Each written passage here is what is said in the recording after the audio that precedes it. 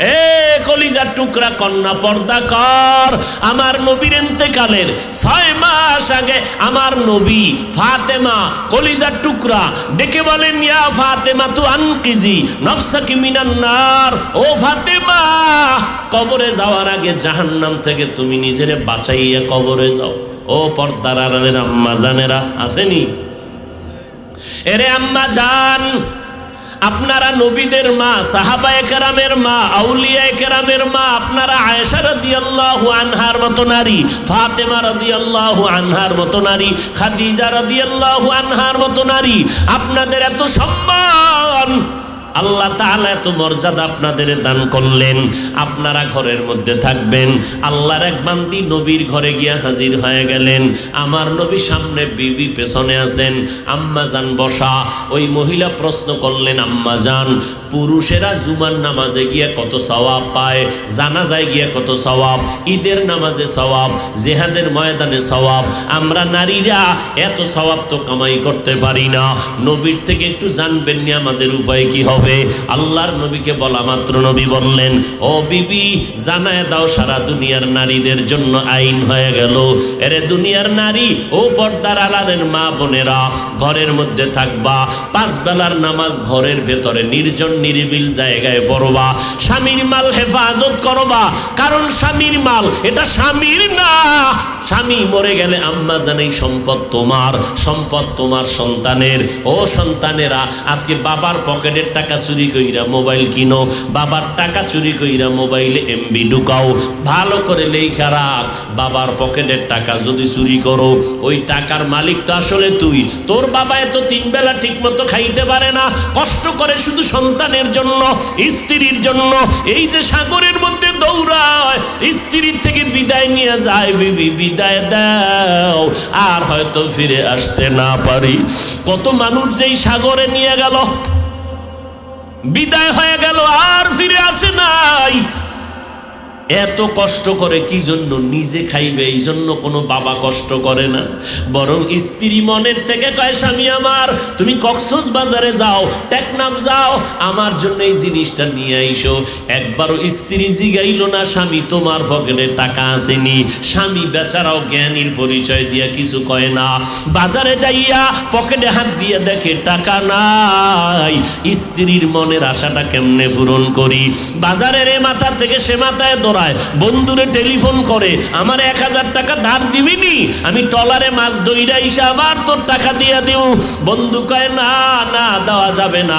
আবার আর এক বন্ধুর কাছে গেল, এইবার 1000 না, কারো থেকে খুঁজা খুঁজা লজ্জা শরম ফালাইয়া 200-300 টাকা ধার নিয়া এরপরে স্ত্রীর মনের আশা পূরণ করলো। আর সেই স্ত্রী যদি স্বামীর খেদমত না করে, মদিনার নবী বলে, ও দুনিয়ার নারীরা, স্বামীর খেদমত করো। স্বামীর খেদমত মানি ঘরে আসছে সালাম দাও, আর 5 বেলার নামাজ পড়ো। সন্তানগুলোরে তুমি আদর্শওয়ালা বানাও। ঘরের মধ্যে নামাজ পড়বা, স্বামীর মাল হেফাজত করবা, সন্তানগুলো মানুষের মতো মানুষ বানাইবা। মদিনার নবী বলে, পুরুষেরা মুজুমায় গিয়া, ঈদগায় গিয়া, জানাজায় গিয়া যেই পরিমাণ সওয়াব পায়, আমার আল্লাহ মহিলাদেরকে ঘরের মধ্যে সেই সওয়াব দান করবে। আতিনা ফি দারে দুনিয়া না হাসান, আতিনা ফি দারে উকবা না হাসান, ইয়া গিয়াসাল মুস্তাগীসিন হদিনা লফতিখারা বিল উলুমে ওয়াল গিনা। হর গোরি দেনে কো তু তৈয়ার হ্যায়, ঝুনা মঙ্গে उससे तू बेजारो है। ও আল্লাহর বান্দারা, সন্তানকে বাঁচাও, জাহান্নাম থেকে বাঁচাও। নিজে ঈমান আমল ঠিক করলে হবে না, সন্তানকে ঈমান আমলওয়ালা বানাও। নিজে কোরআন পড়লেই হবে না, সন্তানকে কোরআন পড়নেওয়ালা বানাও। সন্তান ডাক্তার হবে আলহামদুলিল্লাহ, ইঞ্জিনিয়ার বানাবেন আলহামদুলিল্লাহ, প্রফেসর বানাবেন আলহামদুলিল্লাহ, বড় একজন ডাক্তার বানাবেন, সাংবাদিক বানাবেন, ধন্যবাদ। তবে আমার মাওলার কোরআনটা তার সিনার মধ্যে দিয়া দাও। ওই সন্তান ডাক্তার হইয়াও মা বাবার জন্য কবরের কিনারায় গিয়া কোরআন পড়ে দোয়া করবে। বাবাকে বলবো সন্তানটাকে ডাক্তার বানাও, তবে বেয়াদব বানাইও না। সন্তানটাকে ইঞ্জিনিয়ার বানাও, তবে বেয়াদব বানাইও না রে আম্মা জান। বারবার মাকে কেন বলি জানেননি? বিশ্ববরেণ্য দার্শনিক, ওলিয়ে কামেল, ইলমের পাহাড় ইমাম গজালি রহমাতুল্লাহ আলাইহি বলেছেন, এরে দুনিয়ার নারী, প্রত্যেকটা সন্তানের জন্য মা হলো প্রাথমিক শিক্ষিকা। সন্তান বাবার তুলনায় মায়ের কাছে সময় দেয় বেশি, মাকে অনুসরণ করে বেশি। এই জন্য মায়ের বাবার তুলনায় মায়ের আদর্শ ঠিক রেখে চলতে হবে বেশি। কারণ মা যেই আদর্শওয়ালা হবে সন্তান এগুলো দেখে শিখবে। এজন্য মা আদর্শওয়ালা হবে। সারা দুনিয়ায় তোমার একটা সন্তান আদর্শ শিখিয়ে গোটা দুনিয়াটারে আলোকিত করবে। এরে আম্মা জান, এই জন্য সময়ের কা বরকত, দুনিয়ার লাইনে সময়টারে কাজে লাগাও, আল্লাহ তোমাকে সম্মানিত করে দিবেন। আখেরাতের লাইনে সময় কাজে লাগাও তো আল্লাহ আখেরাতের লাইনে বড় দাম বাড়ায় দিবেন। এরে যুবক, শুধু নারীদের দোষ দিয়ে কি লাভ? তোমার চরিত্র কই? তুমি এই জীবনে কয়টা মাইয়ার জীবনটাকে নষ্ট করেছো?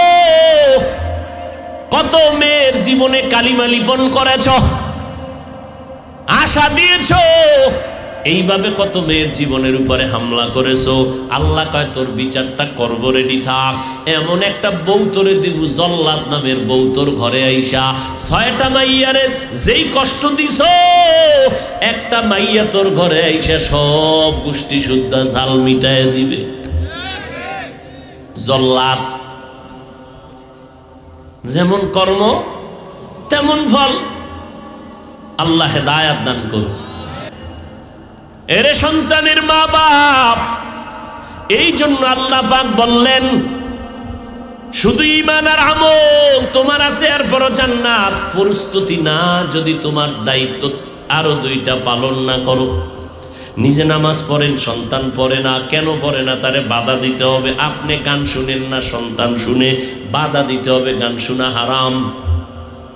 ও সন্তান কোরআন তেলাওয়াত শুনো, ওলামায়ে কেরামের বয়ান শুনো, দিলটা নরম হয়ে যাবে। মদিনাতুল মুনাওয়ারা, মক্কাতুল মুকাররমার ইমাম সাহেবদের তেলাওয়াত শুনো, কলিজা ঠান্ডা হয়ে যাবে, চোখে পানি আসবে। কেন তুমি গানের ক্যাসেট লাগাও? কান কেন নষ্ট করেছো? এইভাবে মা বাবার দায়িত্ব দাওয়াত দাও। খলিফাতুল মুসলিমিন গরম সাহাবী ওমরে ফারুক খেলাফতের মসনদে বসে আছেন। এক বৃদ্ধা মানুষ আব্বা যান বিচার নিয়ে গেলেন সন্তানের বিরুদ্ধে। খলিফাতুল মুসলিমিন, আমার সন্তানের বিরুদ্ধে নালিশ দিতে আসলাম। কি নালিশ? আমার সন্তান আমার হক আদায় করে না। ওমর বললেন আপনার সন্তানকে তো লাগবে। সন্তানকে হাজির করা হলো। এই সন্তান, বাবার মায়ের হক কেন আদায় করো না? ওমরকে ডাক দিয়ে কয় খলিফাতুল মুসলিমিন, বেয়াদবি মাফ করবেন, আব্বা আম্মার হক আমি আদায় করব, ঠিক আছে, তবে আব্বা আম্মার পক্ষ থেকে আমার উপরে কোনো হক আসেনি। ওমর ফারুক বলেন আছে। জানতে পারবো নি? বলে হ্যাঁ, একটু জানায় দিবেন। কি বলে? জেনে নাও। 1 নাম্বার, এই আব্বা জান, তুমি যদি ভালো সন্তান দুনিয়াতে চাও, 1 নাম্বার দায়িত্ব ভালো মা ঘরের মধ্যে ঢুকাও। ভালো মা ডানা কাটা ভরি কিনা, ডানা কাটা পরি নিয়ে আসছে ঘরের ভেতরে, 1000-1 খান। ঘরে আইসেই কয় তোর মায়ের ডানাটা আগে কাটি। মায়ের ডানা খাইতে কয় তোর মা আমারে গালি দেয়, খারাপ, আমি তার খেদমত করতে পারুম না। 2 নম্বরে কয় তোমার বাবার ডানাও কাটা, এই বাবার খেদমত করা যাবে না। স্বামী বেচারা কয় এখন ডানা কাটা ভরি, তোমারে নিয়ে কি করুম? কয় কক্সবাজারে চলো, হোটেল ভাড়া নাও, অথবা চট্টগ্রামে চলো। গেল, যাইয়া এবার হোটেলের ফ্ল্যাট ভাড়া নিল। ফ্ল্যাট বাসা ভাড়া নিয়া এইবার কয়েকদিন কামাই রুজি, স্বামী তুই কামাই করতে যা, আমি আর একদিকে গেলাম, ঘুরে টুইরে আসছে। কয়েক মাস পরে কয় ডানা তোরটাও ভালো না, তোর ডানাও কাটবো। এইবার স্বামীর ডানা কাইটা রাস্তার ফকির বানাইয়া স্ত্রী অন্যদিকে দৌড়ায়। ডানা কাটা ভরি আনছেন, ডানা কাটবো না, তো এটা কথা হইল?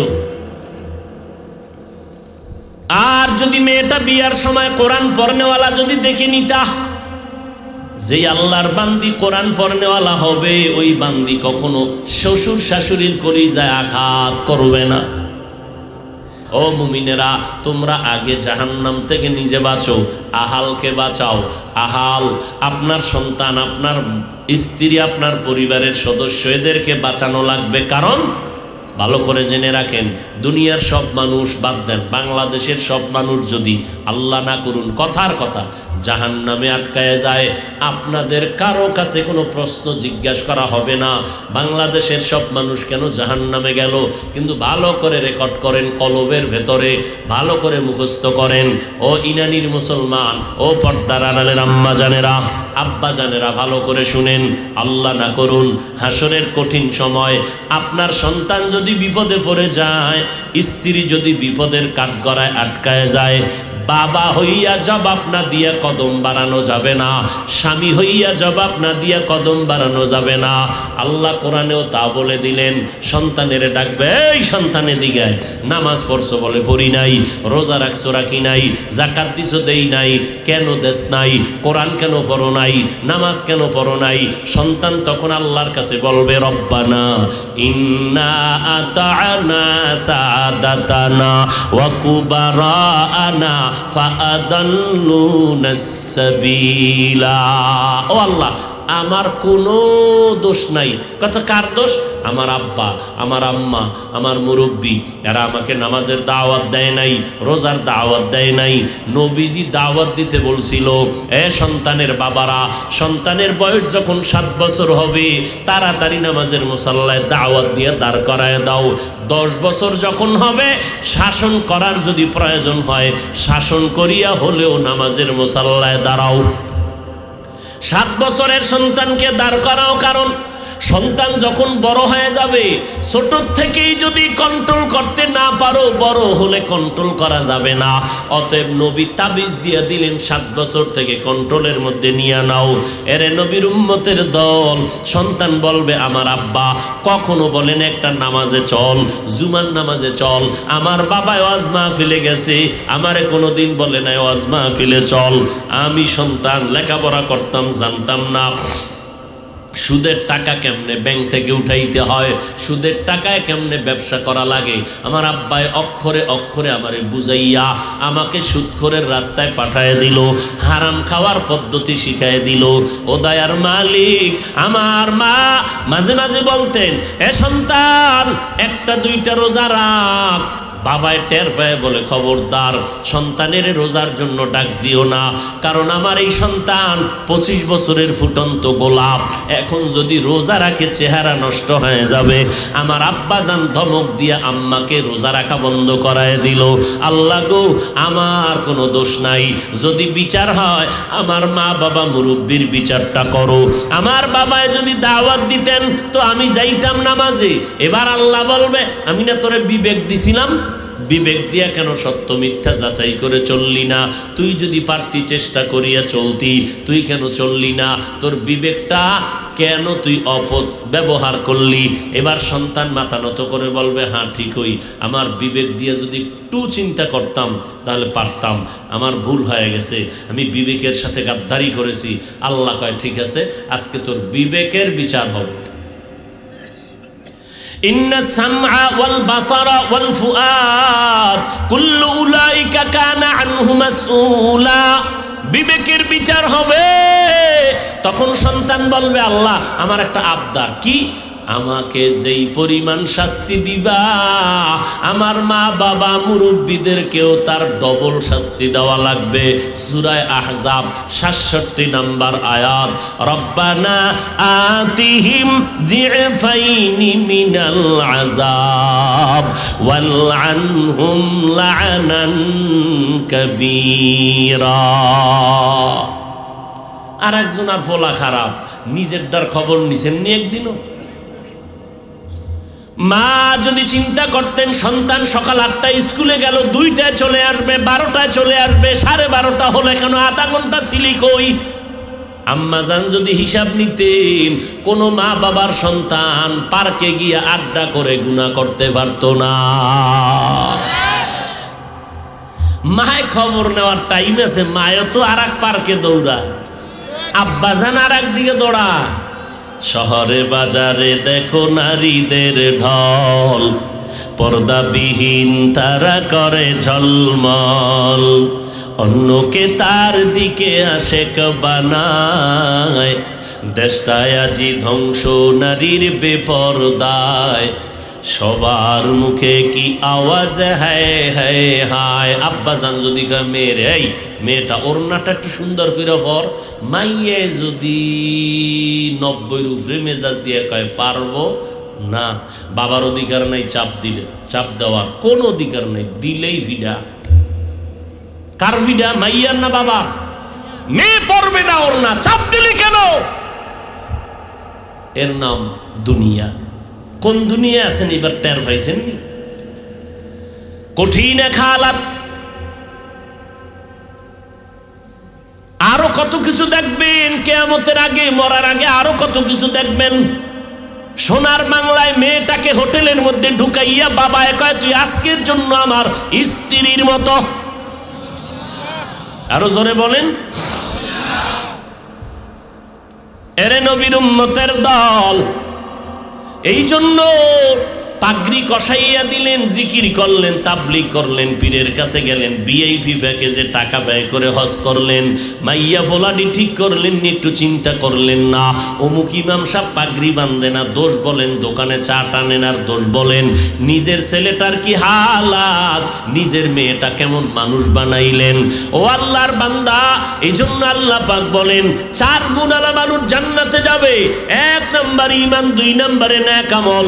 ঈমানের মধ্যে শিরিকের গন্ধ থাকা যাবে না, আমলের মধ্যে বেদাতের গন্ধ থাকা যাবে না, আল্লাহর হুকুম মতো চলবা, মদিনাওয়ালার তরিকায় আমল করবা। এই 2টা গুণ যখন হলো, এখন তোমার দায়িত্ব 3 নাম্বার, আমি নামাজ পড়ি পর্দা করি তাতে হবে না, আমার মাইয়াটা পর্দা করে কিনা আমাকে দাওয়াত দিতে হবে। এরে মাইয়া,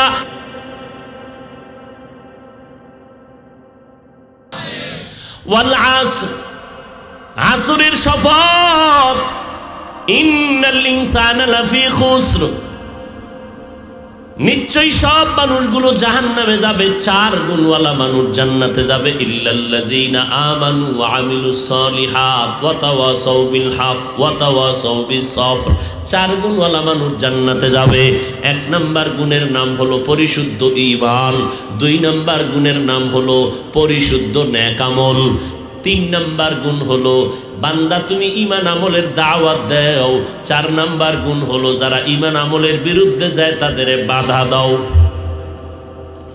এই 4 গুণওয়ালারা জান্নাতি। এর মধ্যে প্রথম 2টা গুণ, 1 নম্বরে ঈমান, 2 নম্বরে নেক আমল। এই 2টা গুণের সম্পর্ক বান্দার সাথে আমার আল্লাহর সাথে। বাকি যে 2টা গুণ আছে, ঈমান আমলের দাওয়াত দাও, যারা মানবে না অন্যায় করবে বাধা দাও। এই 2টা গুণ শেষের 2টার সম্পর্ক বান্দার সাথে, বান্দার সাথে। আর প্রথম 2টার সম্পর্ক আল্লাহর সাথে, বান্দার সাথে। ওয়াল আসরে সূরা থেকে প্রাথমিকভাবে বুঝতে পারলাম, যদি কোনো বান্দা ঈমান আনে, নেক আমল করে, নামাজ পড়ে, রোজা রাখে, সূরা আসর বলে, এরপরও জান্নাত পাবে না, কারণ আরও 2টা দায়িত্ব তার বাকি আছে। ও বান্দা, তুমি ঈমান আমল আনছো, ঈমান আনছো, আমল করো, এরপরও জান্নাত পাইবা না, কারণ তোমার মধ্যে আরো 2টা দায়িত্ব আছে। ওয়া তাওয়াসাউ বিল হক, চতুর্থ দায়িত্ব ওয়া তাওয়াসাউ বিস সবর। 3 নাম্বার এই যে বাকি 2 দায়িত্ব, বান্দা তুমি ঈমান আনলা, আমল করলা, হবে না। এই ঈমান আমলের দাওয়াত দাও, অন্যকে দাওয়াত দাও, এটা হলো 3 নাম্বার। চতুর্থ দায়িত্ব, যারা মানে না, বিরোধিতা করে, তাদেরকে ফিরাও, বাধা দাও। এখন অন্যকে দাওয়াত দেওয়ার ব্যাখ্যা কি? বলে অন্যর মধ্যে 1 নাম্বার হলো আমার আহাল, 2 নাম্বার হলো আমার প্রতিবেশী, 3 নাম্বার উম্মত। 1 নাম্বারে আমার আহাল, ইয়া আইয়ুহাল্লাযীনা আমানু কু আনফুসাকুম ওয়া আহলিকুম নারা ওয়াকুদুহান নাস ওয়াল হিজারা আলাইহা মালাইকাতুন গিলাযুন শিদাদুন লা ইয়াসুনাল্লাহা মা আমারাহুম ওয়া ইয়াফআলুনা মা ইউমারুন।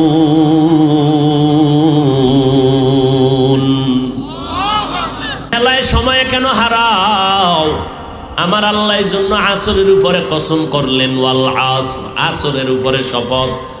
আসরের 25টা অর্থ আছে, এর মধ্যে 2টা অর্থ সময় থাকলে আমি বলবো, উঠা বসা করলে মোনাজাত দিয়া চলে যাব। আসরের এক শব্দের অর্থ হলো আসর মানে সময়, তাহলে ওয়াল আসর শব্দের অর্থ হলো আসর মানে সময়ের শপথ। সময়ের শপথ কেন আল্লাহ করলেন? বলে সময় বড় দামি একটা সম্পদ। 24টা ঘন্টার পর্দা লাগাইয়া দুনিয়ার মানুষের দিয়ে দিছে বান্দা।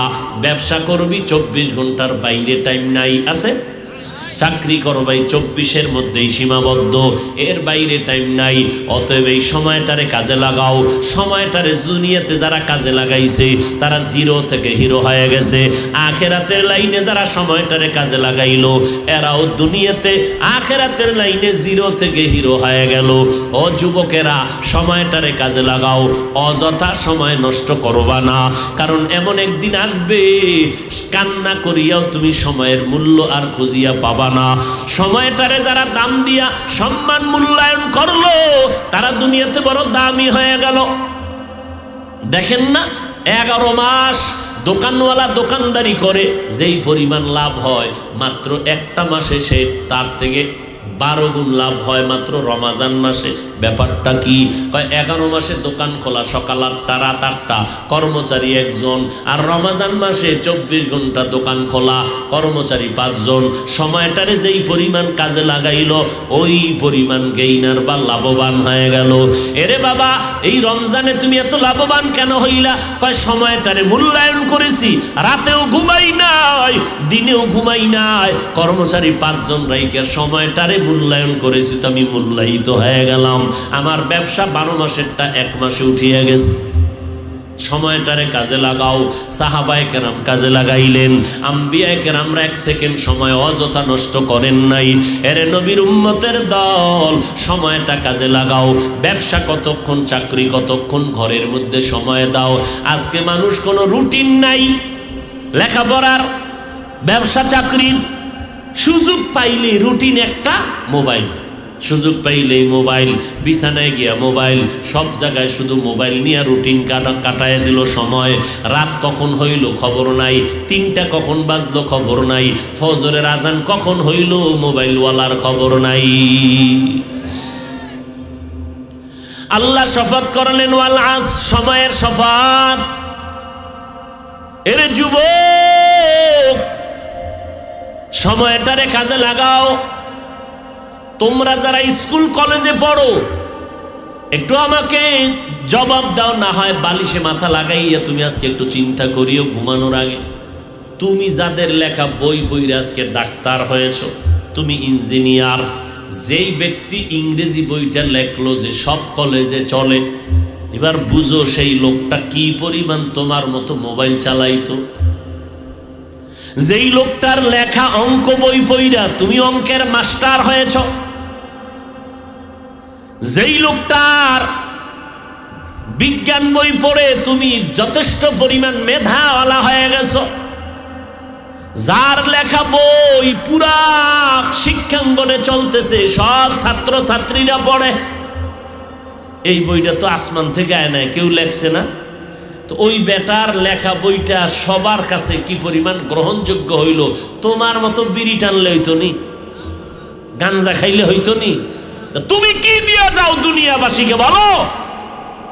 তোমার পূর্বের লোকেরা তো একটা ইংলিশ বই লিখে দিছে, তুমি পড়বা, বড় দামি শিক্ষিত হয়ে যাইবা। তুমি জাতিকে কি দিয়া যাও? আমি জাতিকে দেই কি জানেন? ওই ইংরেজির পাতা, বাংলার পাতা সিরা জুতার তলে ঢুকাই নকল করার জন্য। এর থেকে আর বেয়াদবি কি হতে পারে? যেই বিদ্যা শিক্ষা করে তুমি শিক্ষিত, সেই বিদ্যার কাগজ ছিঁড়ে নকল করতে জুতার তলে ঢুকাইছো, এই বিদ্যা তোমার জুতা কপালে উঠাইয়া দিবে। লেখাপড়ার জীবনে করেছো বিদ্যা চুরি, কর্মজীবনে চাকরির চেয়ারে বসে করবি টাকা চুরি।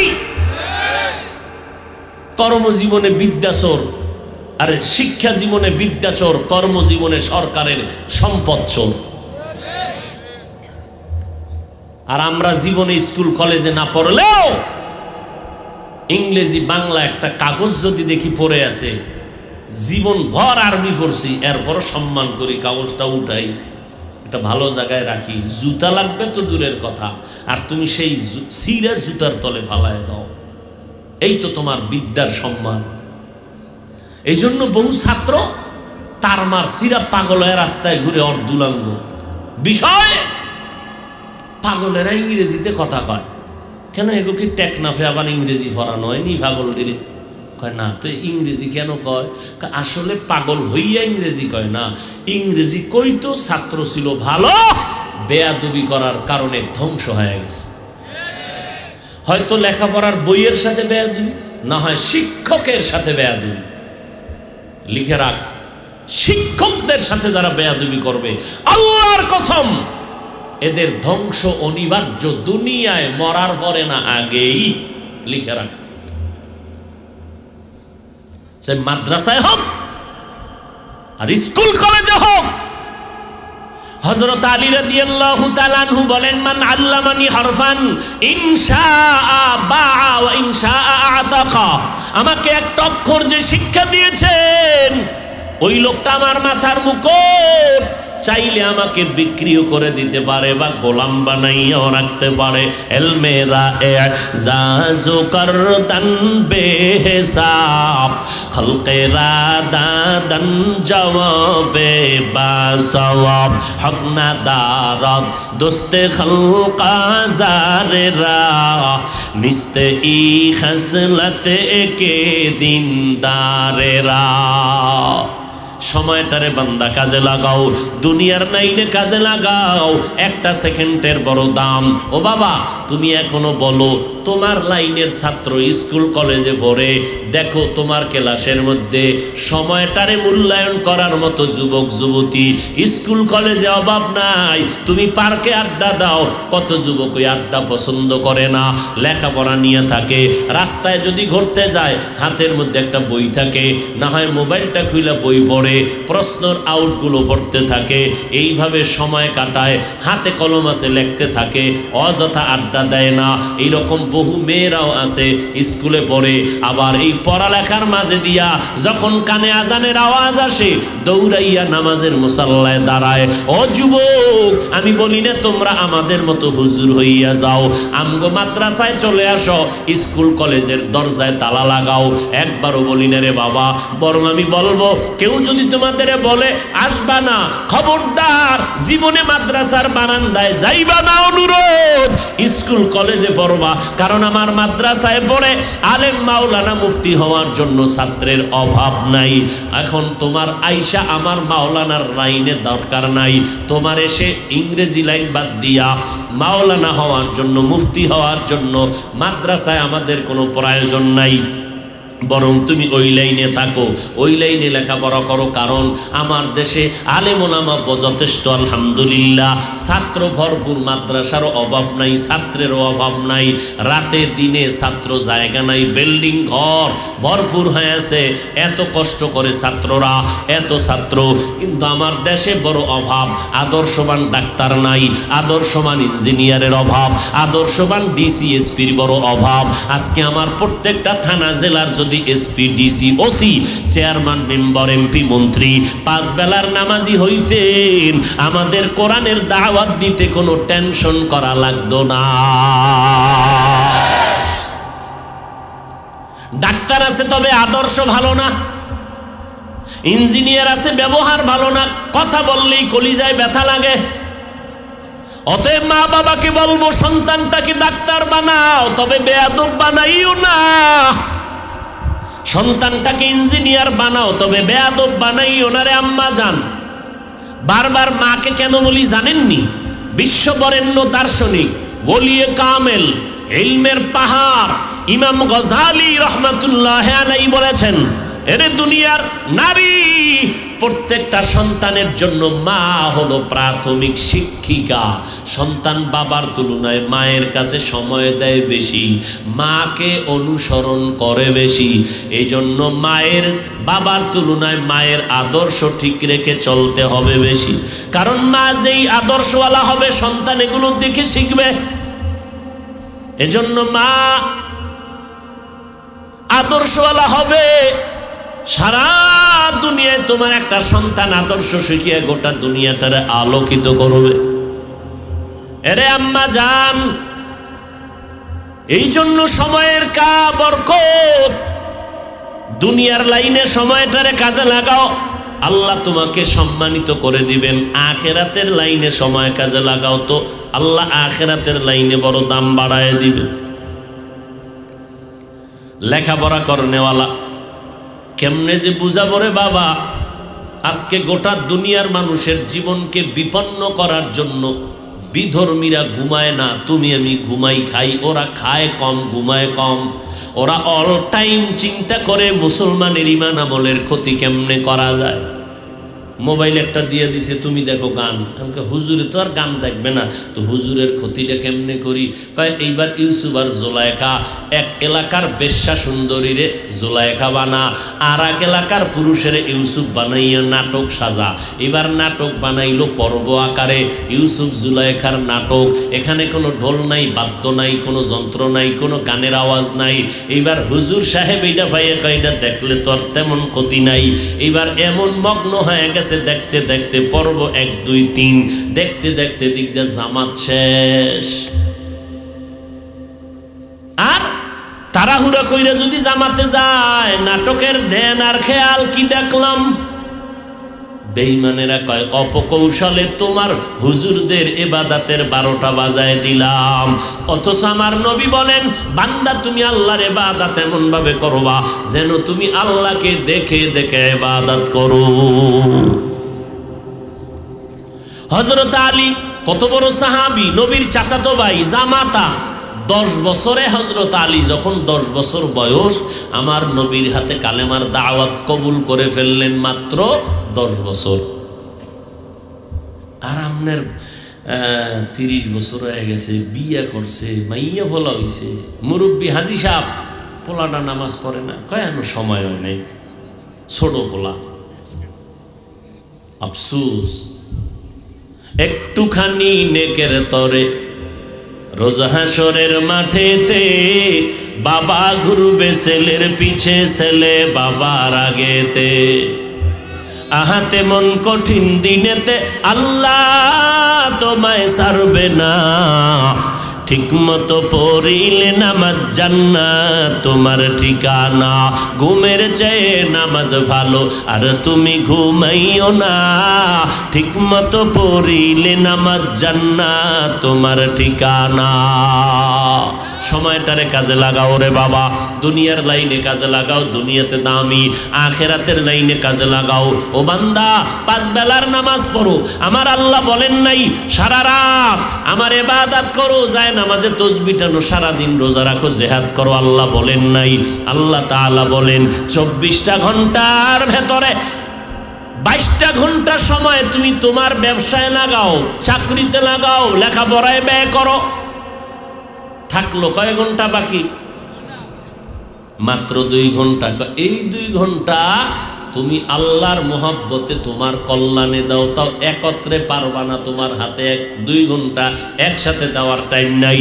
আল্লাহ কত দয়া করলেন, কয় ঠিক আছে 2 ঘন্টা একসাথে লাগবে না, 22 ঘন্টা তো তোরে দিয়ে দিলাম, যা এটা তোর কাজে ব্যয় করবি, সংসার, ব্যবসা, চাকরি, লেখাপড়া। মাত্র 2 ঘন্টা এই সময়টা দিবি আল্লাহর জন্য, তোর কল্যাণে।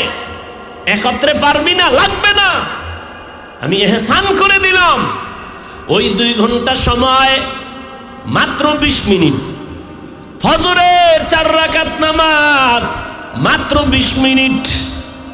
4 রাকাত নামাজ পড়ে ঘুমা না হয় দোকানে যাও। আবার জোহরের সময় 10 রাকাতে 20 মিনিট, আবার দোকানে যাও।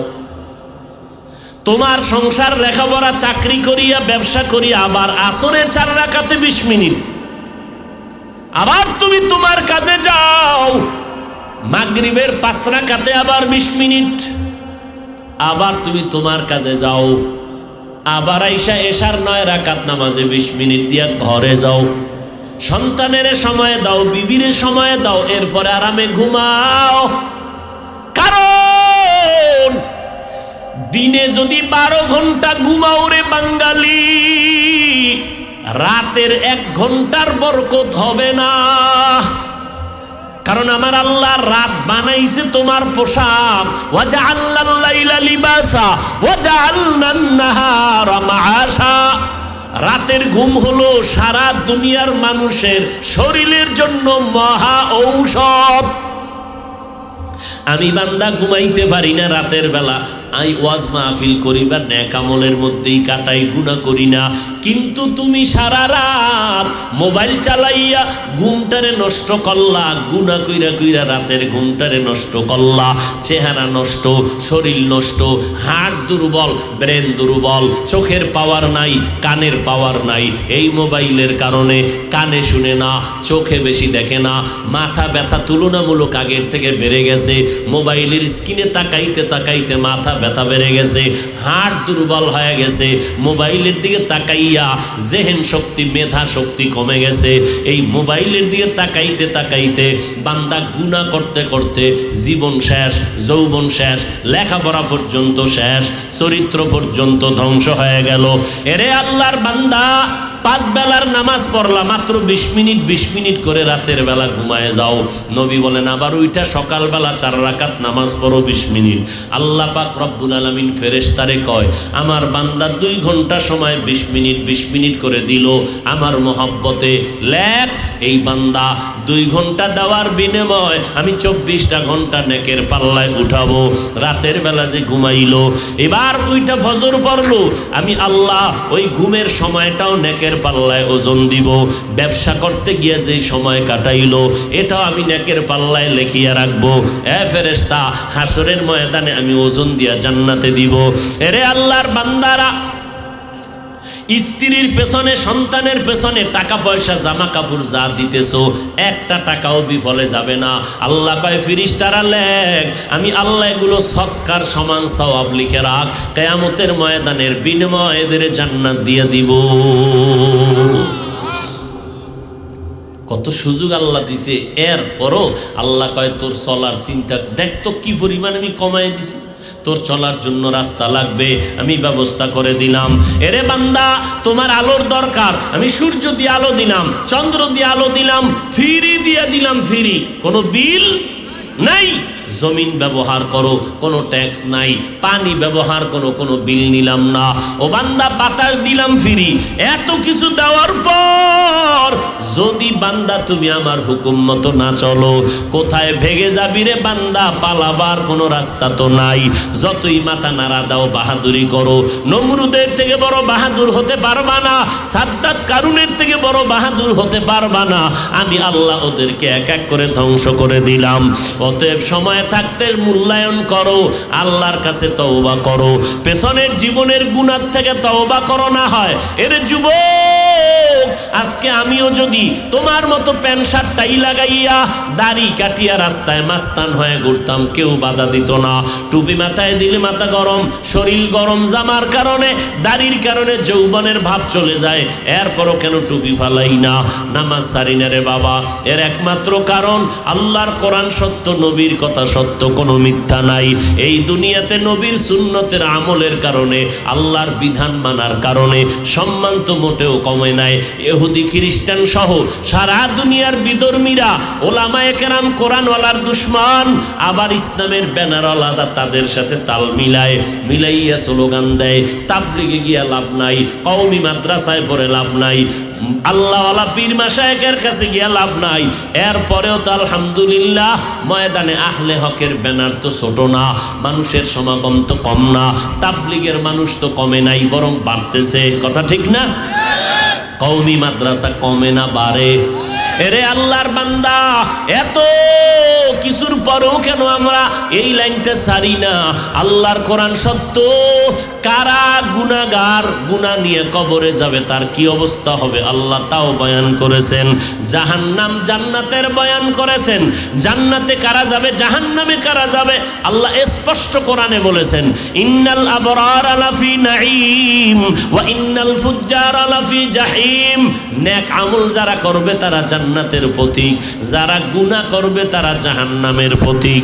ও যুবক ভাই, আমি একটু আগেও বলেছি, আবারও বলতেছি, আমি চাই না তোমরা আমাদের মতো বড় হুজুর হয়ে যাও। আমি অনুরোধ করে একটা কথাই বলবো, মা বাবার খেদমত করো, স্কুলে পড়ো, কলেজে পড়ো, চাকরি করো, ব্যবসা করো, তবে আমার মাওলার মোহব্বতটা কলিজায় রাখো। আমার আল্লাহরে ভুলিয়া যাইও না। নবীর তরিকা মতো জীবন চালাও। এরে নবীর উম্মতের দল,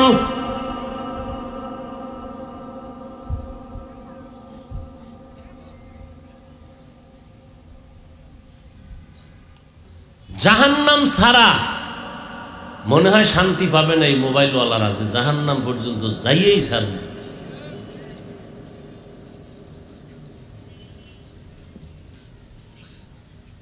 পৃথিবীতে এমন কোন মারাত্মক ক্ষতিকর মোবাইল থেকে আর নাই, যেটা চতুর্মুখী ক্ষতি করতেছে শরীরের, সংসারের, ব্যবসা, চাকরি, ইবাদত, নামাজ, রোজা, লেখাপড়া, গোষ্ঠী শুদ্ধা সব ধ্বংস করে ফেলতেছে এই গজবের মোবাইল। চেহারা তো কি হইছে তো কোনো হিসাব নেই, আয়না দেখারও টাইম পায় না। চিন্তা করে যদি ভাল্লুকের মতো ওই বিউটি পার্লারে যাব, হ্যাঁ নাকি উল্লুক হয়ে যাব, ময়দা টয়দা মাইখে দিবে বা সাইজ হয়ে যাব। অথচ আল্লাহ পাক চেহারাটা এত সুন্দর করে বানাইছেন, 40 বছরের আগে চেহারায় কোনো মেডিসিন দিবা না, দিলে আরো ক্ষতি হবে। তোমার চেহারা কালো হোক, কিন্তু চেহারার মধ্যে আল্লাহ আকর্ষণ দিয়ে দিছে, উজ্জ্বলতা দিছেন, যেটা দেখলেই মানুষের দিলের মধ্যে আকর্ষণ তৈরি হবে। কোনো মেডিসিন লাগবে না, দিবা 40-এর আগে, ক্ষতি ছাড়া কোনো লাভ নেই। কারণ ফুল বডির মধ্যে আমার আল্লাহ নিজ কুদরতের হাত দিয়ে চেহারা বানাইছেন। এজন্য পুরা হাত পাও মুজা টুজা লাগাইয়া রাস্তায় হাঁটেন, ঠান্ডা ধুলা বালু সব চেহারা লাগে, বডিতে লাগে না, সব পোশাক কাভার লাগানো, রৌদ্র বৃষ্টি সব চেহারায়। কিন্তু গোসলখানায় গেলে কি দেখবেন? জামা কাপড় খুলবেন, সাবান না দিলে, মেসেজ না করলে, শরীরের ময়লা 1.5 বালতি পানি না দিলে যাবে না। চেহারা যেখানে ধুলা লাগলো, রৌদ্র গেল, হালকা পানি দিয়ে মেসেজ করেন, শেষ, কোনো ময়লাই নেই।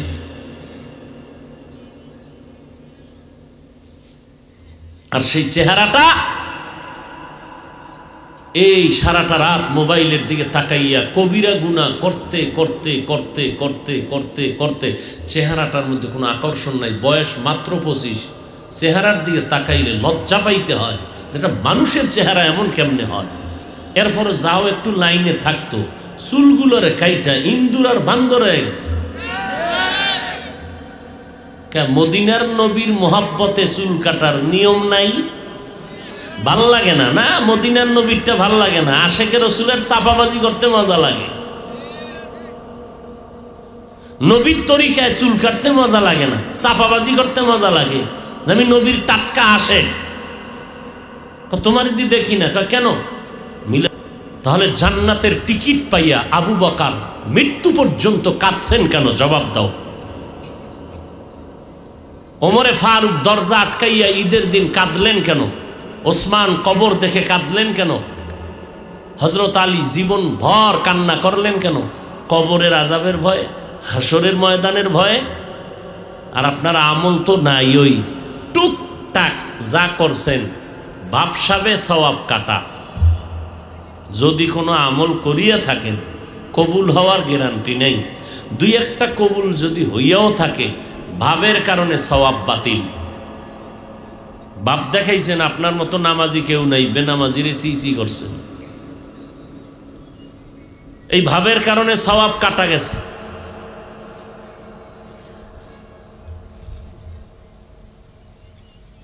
ওয়াল আসর ইন্নাল ইনসানা লাফি খুসর কি রাগ করলেন? থাকবেননি শেষ পর্যন্ত? আল্লাহ রাখবে না?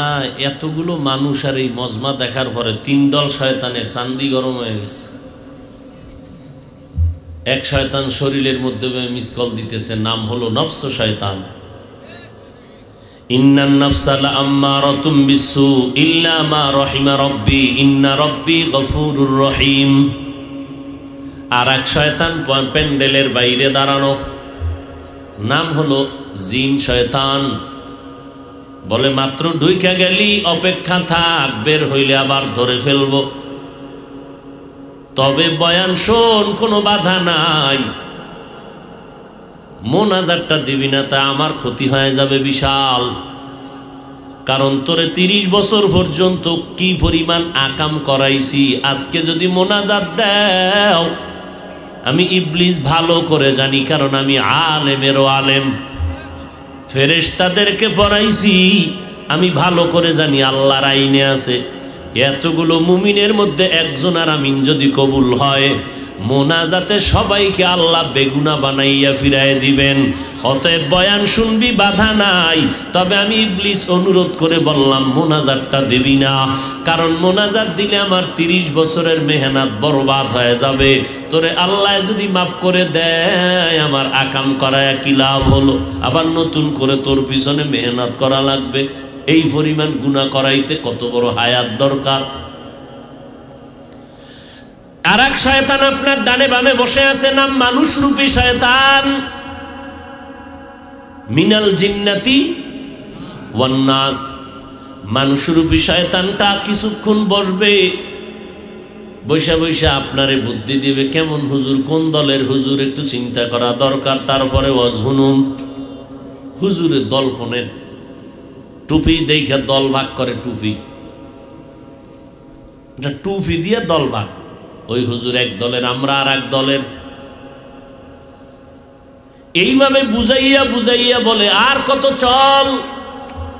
যেই বয়ান করে এই বয়ান তো আমরা শুনছি বহু আগে। আবার একটাই কইবে, এত কষ্ট কইরা সাগরের পারে শুনতে আইছি, গীবত শুনতে আইছি নি। হাফিজ সাহেব কি জানে না গীবত করা হারাম? এরপরও কেন ওয়াজিব হয় গীবত? কয় জানো না। আর একটাই কয় জানো না, ভিতরে হিংসা। ওরে আমরা আলেমরা জানি না গীবত করা হারাম। আপনারা যদি 100% জানেন, আমরা 1000% জানি হারাম। তবে আমরা গীবত করা হারাম এতটুকু শুধু আপনারা জানেন, আমরা পুরাটাই জানি। বলে কি? গীবত করা যেমন হারাম, 4 কারণে গীবত করা ওয়াজিব। না করলে গুনাহ হবে, গীবত না করলে গুনাহ হবে।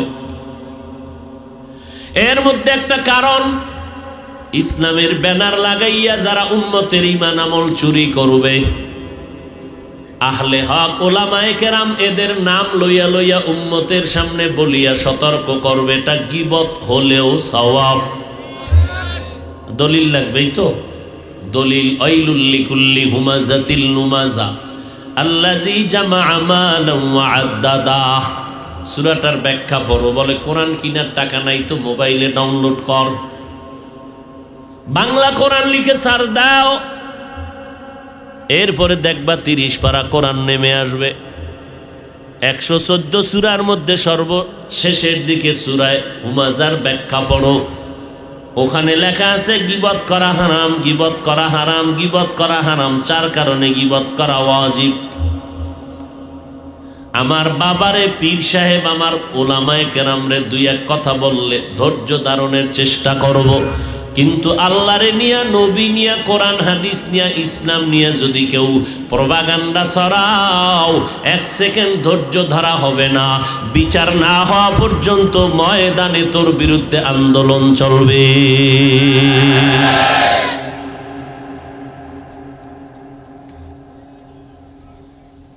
কোরআনের মধ্যে জাল আছে, এই কথার পরে চুপ যে থাকবে, এ সৃষ্টির নিকৃষ্ট বেঈমান।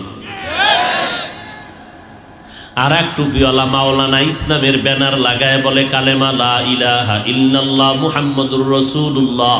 এ কালেমা ফেলে দাও, এটা কুফরি। আবারও আসতে, এই যুবকেরা, তোমরা কি ওই বক্তার গোলাম? যদি থাকো তওবা করবা। যেই বক্তা, যে আলেম বলবে কোরআনে জাল, ওকে আলেম বলে ওর অনুসরণ করা হারাম। যে মাওলানা নামের টাইটেল লাগায়, ইসলামের ব্যানার লাগায় বলবে কালেমা কুফুরি, তার অনুসরণ করা হারাম। যে বলবে নবীরা অন্যায় করেছেন, ভুল করেছেন, আল্লাহ ভুল করাইছেন, এই 50 বছর আগের ওয়াজ না, এই তাজা খবর শুনাইতেছি, সোনার বাংলাদেশের তাজা খবর। আমাকে হুজুর নামের কলঙ্ক যারা ইসলামের ব্যানার লাগায় কি আকামগুলো করতেছে আপনাদের খবর নেই। এক আলেম ডাক দিয়ে কয় নবীরা ভুল করেছেন, আল্লাহ ভুল করাইছেন। যুবকেরা আল্লাহকে সাক্ষী রেখে বলো আমার নবী অন্যায় করেছেন, ভুল করেছেন, তুমি এই কথায় কি একমত? অতএব ইউটিউবে সারা রাত মোরাকাবা কইরা কি দেখো জানি না, আজকে থেকে তালাশ করবি। যেই টুপিওয়ালাই কথা বলে বের কর, ইউটিউবের মধ্যে আছে, বেশি আগের না, মাত্র কয়েক মাস আগের খবর। এদেরকে চিহ্নিত করে নাও। এরা মাওলানা ঠিক, ইসলামের ব্যানার টানাইছে ঠিক, তবে এরা আহলে হক না, এরা ইসলামের ব্যানারওয়ালা আহলে বাতিল ভণ্ড। মেরা এজাজু করদন বেহিসাব, খলকে রাদাদন জওয়াবে বাসওয়াব, হক না দারাত দুস্তে খলকা জারেরা, নিস্তে ই খসলতে কে দিনদারেরা। আর এক ইসলামের ব্যানারওয়ালা টুপি লাগাইয়া মাওলানা নামের টাইটেল লাগায় বলে কোরআনের অর্থ যদি না জানো পড়িয়া কোনো লাভ নাই। নাউজুবিল্লাহ বলতে টেনশন করেন না, চিন্তা করতেছেন কি আমগো হুজুরে কইল টইল নি, তাহলে নাউজুবিল্লাহ বলা যাইব না, তো নাউজুবিল্লাহ বলা লাগবে। আমার হুজুর তোমার হুজুর বুঝি না, তোমার আল্লাহ আমার আল্লাহ এক, তোমার নবী আমার নবী এক, তোমার কাবা আমার কাবা এক, তোমার ধর্ম আমার ধর্ম এক, তোমার কোরআন আমার কোরআন এক, তোমার আল্লাহ আমার আল্লাহ, তোমার নবী আমার নবী এক। এই দুনিয়াতে যতদিন বেঁচে থাকবা গোলামি করবা আল্লাহর, আদর্শ মানতে হবে মদিনার নবীর। আর কারো গোলামি করা যাবে না, কারো আদর্শ মানা যাবে না। কেমন ভাবে আল্লাহর গোলামি করবা, নবীর আদর্শ মানবা বলে অন্ধ ভক্তের মতো। অন্ধ মানি আল্লাহর হুকুম মানো, কোনো প্রশ্ন করা যাবে না, এটা এমন কেন তেমন কেন। নবীর আদর্শের মালা গলায় লাগাও, প্রশ্ন করা যাবে না, এটা এমন কেন তেমন কেন। এর নাম হলো অন্ধভক্ত। আল্লাহর অন্ধভক্ত হইবা, নবীর অন্ধভক্ত হইয়া গোলামি করবা। আর জমিনে কারো অন্ধভক্ত হওয়া জায়েজ নাই। আব্বা আম্মার ভক্ত হও হালাল, অন্ধভক্ত হওয়া হারাম। ওস্তাদের ভক্ত হও হালাল, অন্ধভক্ত হওয়া হারাম। পীর সাহেবের ভক্ত হও হালাল, অন্ধভক্ত হওয়া হারাম। অত ভক্তটা কেমন? চোখ কান খোলা রাইখা ভক্ত। আমি আমার ওস্তাদ মানি, বক্তা মানি, আলেম মানি, পীর মানি, মা বাপ মানি কতক্ষণ?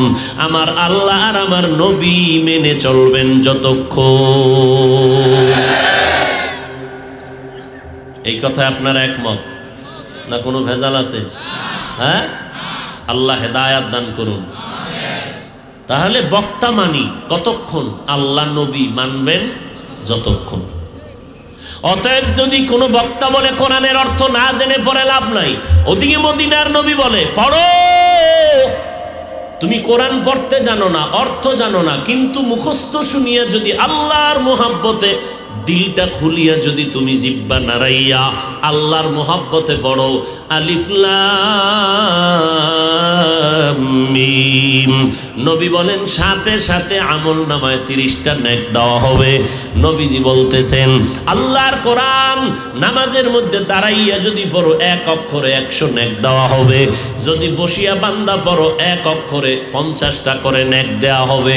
অতএব যারা বলবে কোরআনের অর্থ না জেনে পড়ে কোনো লাভ নাই, তারা ইসলামের ব্যানারওয়ালা ভণ্ড।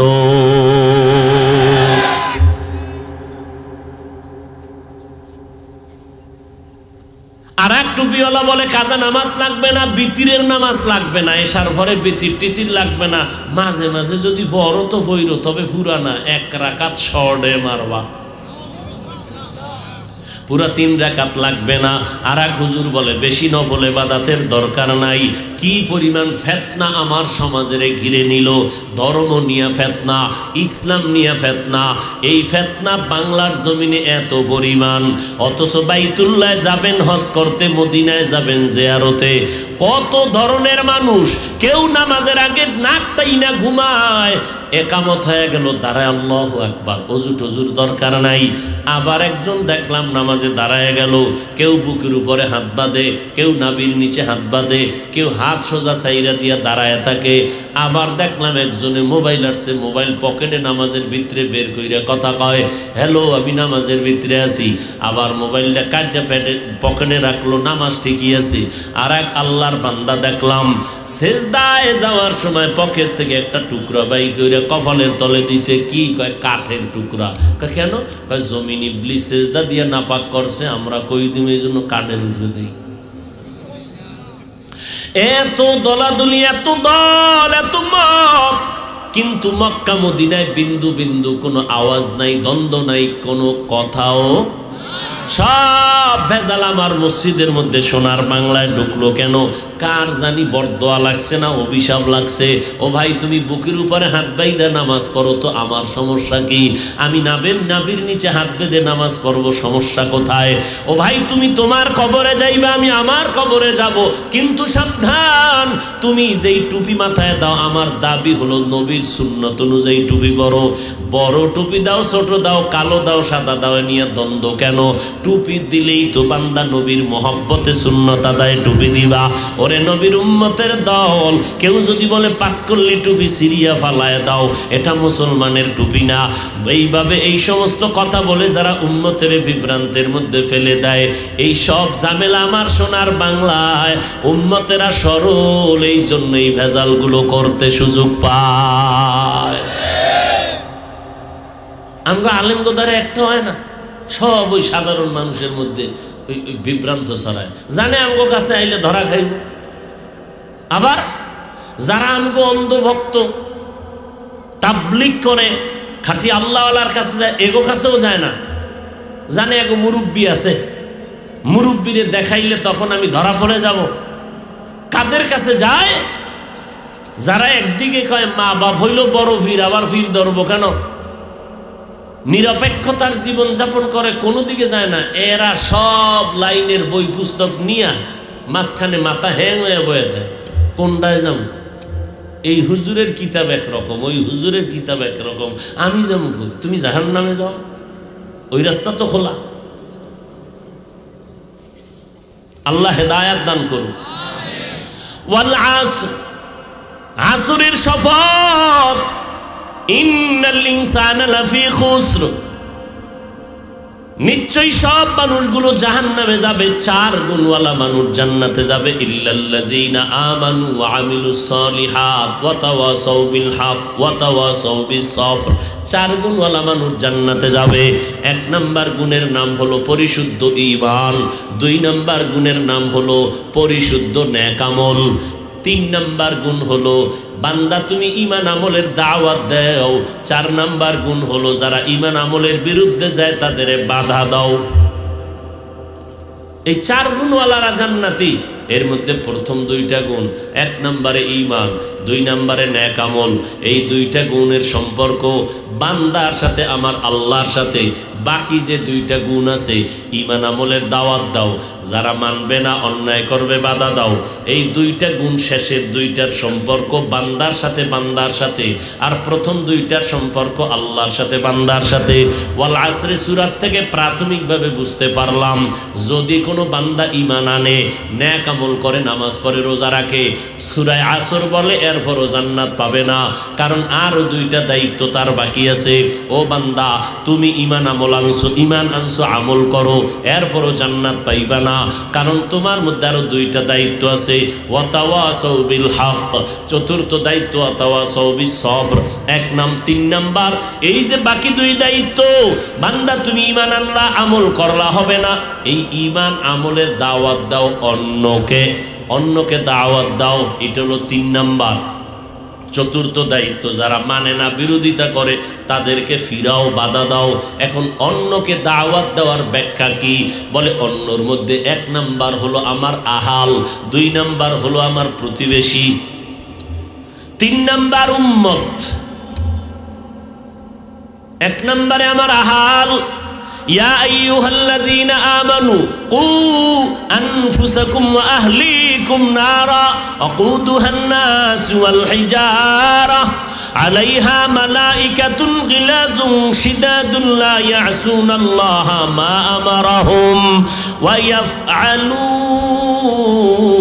মা ইউমারুন। ও মুমিনেরা, তোমরা আগে জাহান্নাম থেকে নিজে বাঁচো, আহালকে বাঁচাও। আহাল আপনার সন্তান, আপনার স্ত্রী, আপনার পরিবারের সদস্য, এদেরকে বাঁচানো লাগবে। কারণ ভালো করে জেনে রাখেন, দুনিয়ার সব মানুষ বাদ দেন, বাংলাদেশের সব মানুষ যদি আল্লাহ না করুন কথার কথা জাহান্নামে আটকায় যায়, আপনাদের কারো কাছে কোনো প্রশ্ন জিজ্ঞাসা করা হবে না বাংলাদেশের সব মানুষ কেন জাহান্নামে গেল। কিন্তু ভালো করে রেকর্ড করেন, কলবের ভেতরে ভালো করে মুখস্থ করেন। ও ইনানির মুসলমান, ও পর্দার আড়ালের আম্মা জানেরা, আব্বা জানেরা, ভালো করে শুনেন। আল্লাহ না করুন হাসরের কঠিন সময় আপনার সন্তান যদি বিপদে পড়ে যায়, স্ত্রী যদি বিপদের কাঠগড়ায় আটকায় যায়, বাবা হইয়া জবাব না দিয়া কদম বাড়ানো যাবে না, স্বামী হইয়া জবাব না দিয়া কদম বাড়ানো যাবে না। আল্লাহ কোরআনেও তা বলে দিলেন। সন্তানের ডাকবে, এই সন্তানে দিগায়, নামাজ পড়ছো বলে পড়ি নাই, রোজা রাখছো রাখি নাই, যাকাত দিছো দেই নাই, কেন দেশ নাই, কোরআন কেন পড়ো নাই, নামাজ কেন পড়ো নাই? সন্তান তখন আল্লাহর কাছে বলবে, রব্বানা ইন্না আতা'না সাদাতানা ওয়া কুবারানা ফাআদাল্লুনাস সাবিলা। ও আল্লাহ, আমার কোনো দোষ নাই। কথা কার দোষ? আমার আব্বা, আমার আম্মা, আমার মুরব্বী, এরা আমাকে নামাজের দাওয়াত দেয় নাই, রোজার দাওয়াত দেয় নাই। নবীজি দাওয়াত দিতে বলছিল, এ সন্তানের বাবারা, সন্তানের বয়স যখন 7 বছর হবে তাড়াতাড়ি নামাজের মুসাল্লায় দাওয়াত দিয়ে দাঁড় করায় দাও। 10 বছর যখন হবে শাসন করার যদি প্রয়োজন হয়, শাসন করিয়া হলেও নামাজের মুসাল্লায় দাঁড়াও। 7 বছরের সন্তানকে দাঁড় করাও, কারণ সন্তান যখন বড় হয়ে যাবে, ছোট থেকেই যদি কন্ট্রোল করতে না পারো, বড় হলে কন্ট্রোল করা যাবে না। অতএব নবী তাবিজ দিয়ে দিলেন, 7 বছর থেকে কন্ট্রোলের মধ্যে নিয়ে নাও। এরে নবীর উম্মতের দল, সন্তান বলবে, আমার আব্বা কখনো বলেন একটা নামাজে চল, জুমার নামাজে চল। আমার বাবা ওয়াজ মাহফিলে গেছে, আমারে কোনোদিন বলে নাই ওয়াজ মাহফিলে চল। আমি সন্তান লেখাপড়া করতাম, জানতাম না সুদের টাকা কেমনে ব্যাংক থেকে উঠাইতে হয়, সুদের টাকায় কেমনে ব্যবসা করা লাগে। আমার আব্বায় অক্ষরে অক্ষরে আমারে বুঝাইয়া আমাকে সুদখোরের রাস্তায় পাঠায় দিল, হারাম খাওয়ার পদ্ধতি শিখায় দিল। ও দয়ার মালিক, আমার মা মাঝে মাঝে বলতেন, এ সন্তান 1টা 2টা রোজা রাখ। বাবায় টের পায় বলে, খবরদার সন্তানের রোজার জন্য ডাক দিও না, কারণ আমার এই সন্তান 25 বছরের ফুটন্ত গোলাপ, এখন যদি রোজা রাখে চেহারা নষ্ট হয়ে যাবে। আমার আব্বা জান ধমক দিয়ে আম্মাকে রোজা রাখা বন্ধ করায় দিল। আল্লাহ গো, আমার কোনো দোষ নাই, যদি বিচার হয় আমার মা বাবা মুরব্বির বিচারটা করো। আমার বাবায় যদি দাওয়াত দিতেন তো আমি যাইতাম নামাজে। এবার আল্লাহ বলবে, আমি না তোরে বিবেক দিছিলাম, বিবেক দিয়া কেন সত্য মিথ্যা যাচাই করে চললি না?